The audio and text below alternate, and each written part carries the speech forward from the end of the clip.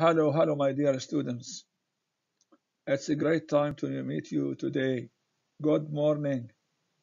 I hope you are well and safe, healthy and comfortable. My first advice to you today is that you have to stay at home. You should stay at home to keep yourselves comfortable and healthy. Please don't mix with other people. Don't leave your homes unless there is a necessity.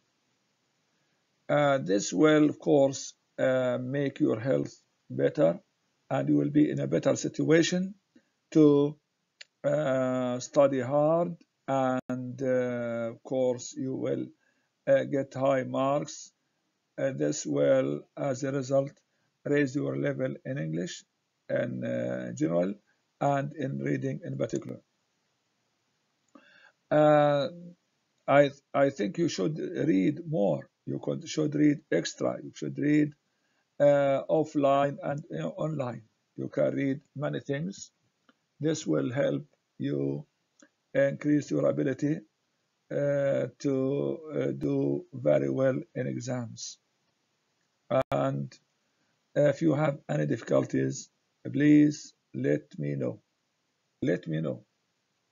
Send me messages on social media so that I can be ready.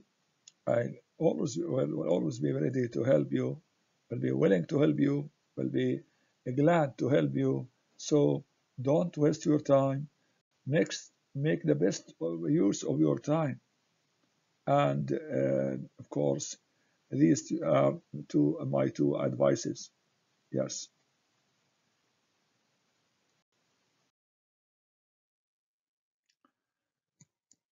Now we have to read this reading one and part three. It's about drug abuse. So we can read it. I can read it twice. Once is very quickly, and the second time is very slowly, so that you can, benefit. You can compensate any loss of understanding. All right. A drug abuse is the taking of any substance for any purpose other than the one for which it was intended, and in any way that could damage the user's health. The most generally used drugs are the most generally abused. Many people treat aspirin, for example, as if it were candy, sweets, on the principle that if two aspirins are recommended to make them feel better, four will give them even more relief. People exceed the recommended dosage, no more than two tablets every 4 hours, and eight within 24 hours. Without a question, aspirin is a widely abused drug. Cold capsules, laxatives, cough syrups, and drugs sold on drug stores and supermarkets are frequently abused, but their use, when compared to that of other drugs, does not incur the public concern. The major source of drug abuse is alcohol, a common and easily acquired drug. A group of prohibitionists once asked Abraham Lincoln, the President of the United States of America in the 19th century, to support their cause, but sagely he refused, replying that a drunkenness is rooted not in the use of a bad thing, but in the abuse of a good thing. We have here exercises. We have here detailed comprehension. Choose the correct answer. A person who exceeds the recommended dosage of aspirin is called here is A, guilty of drug abuse, B, likes candy, C, taking aspirin for a headache, D, is in for a treat. So the answer is A. He is guilty of drug abuse. Now, I have to note that the passage which we have just read, is about drug abuse. Abuse means the bad use of a drug or anything. Anything you use it badly, it's called abuse, and you abuse it. Now we turn to the next question.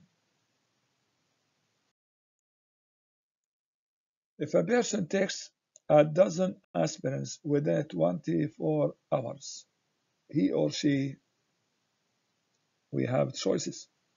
A, is aiding the aspirin manufacturers. B, can relieve the pain. C, is dangerous for his or her health.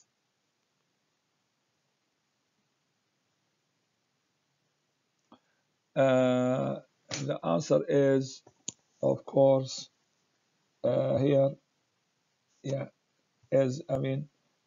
C, is endangering his or her health. Question number 3. The authors, the writers, the reference to Abraham Lincoln shows that Abraham Lincoln was a wise man. B, emphasizes the relation between alcohol and alcoholism. C, here conveys the idea that alcohol may be harmless. D, indicates that alcohol leads to drunkenness. The answer of this question must be B, that is, emphasizes the relation between alcohol and alcoholism. That's right.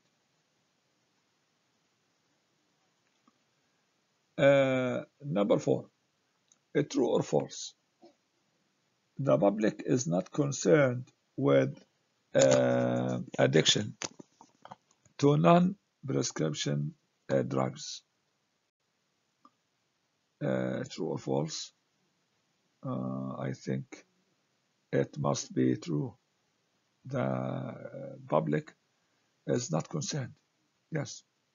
Yeah, they take it without notice. Number 5. Possibly, this selection comes from A, scientific journal, B, health book, C, a drug company advertisement, D, psychology textbook. Yes, and I think it's the answer must be B, health book.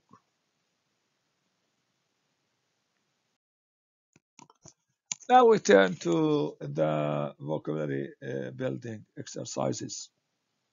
This list contains a group of miscellaneous, means various verbs whose noun, adjective, or adverb forms do not follow any particular pattern.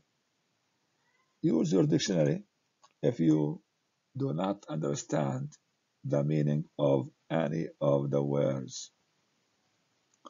Number 1, we have abuse. Abuse is a verb, abuse is a noun. Acquire, we have acquisition. Compare, comparison. Damage, damage. Exceed, excess. intend, intention, prohibit, prohibition, question, recommend, recommendation, refuse, refusal, reply, reply, inquire, inquirement, treat, treatment, use, use or usage. That's quite fine. Now we have, I have read only the noun. We can go on and read the other forms. We have abusive, we have abusively, we have comparative, comparatively, we have excessive, excessively, we have intentional, intentionally, we have prohibitive, and we have prohibitively, recommendable, recommendably, and all right. Number 3, there is an or a between aspirin and alcohol in this passage. There is a relation. Number 4, Lincoln's refusal to help the prohibitionists incurred their wrath. Yes. Number 5, send me a list of your requirements for entrance to college. Number 6, a drug abuse is the subject of this passage. Number 7, it was not his, it was not his, here we have, to take too much aspirin. It was not his, you can say, his refusal. Yes. Number 8, he had to ask the professor about the examination. He had, yes, he had, you can say, right. Number 9, if we have a guest for dinner on Saturday, we will exceed our budget for this week. Number 10, since the package was insured, the damage was paid for. Number 11, prohibitionism was a period in American history when laws prevented legal consumption of alcohol. Number 12, he was so preoccupied, means busy, with the acquisition of property that he neglected his other interests. Number 13, there is nothing wrong with the use of drugs if you take the proper dosage. Number 14, his reply to my letter was short and amusing. Number 15, her motives in accepting his proposals are questionable. Right.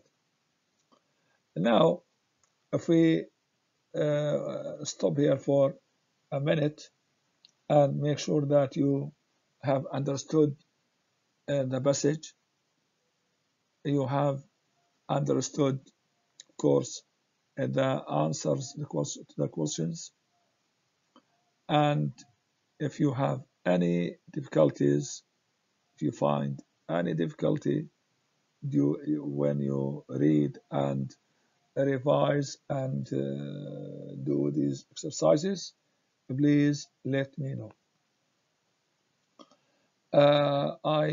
I'd be happy to help you.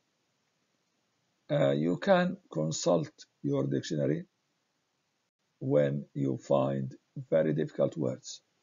which are impossible for you to understand without looking them up in a good dictionary.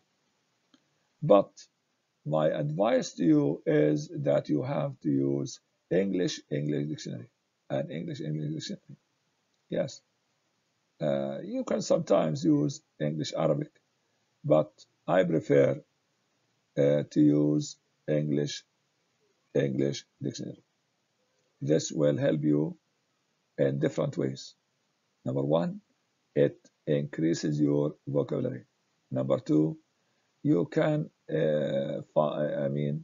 find more examples when you consult English dictionaries. Number three, of course, you will learn many new words while you looking up any word, any difficult word. You will find other words. Sometimes it will give you more than one synonym. This will make you proficient and fluent writer and a fluent speaker. You will speak fluently. You will find many words available to you whenever you need. Whenever you need to use any word while speaking, while writing, you will, of course, find them at your disposal. Uh, Finally, you can use them frequently. So the best way to keep your vocabulary in your memory and not to lose them is to use them. So when you use them, you do not lose them. This is, very good advice.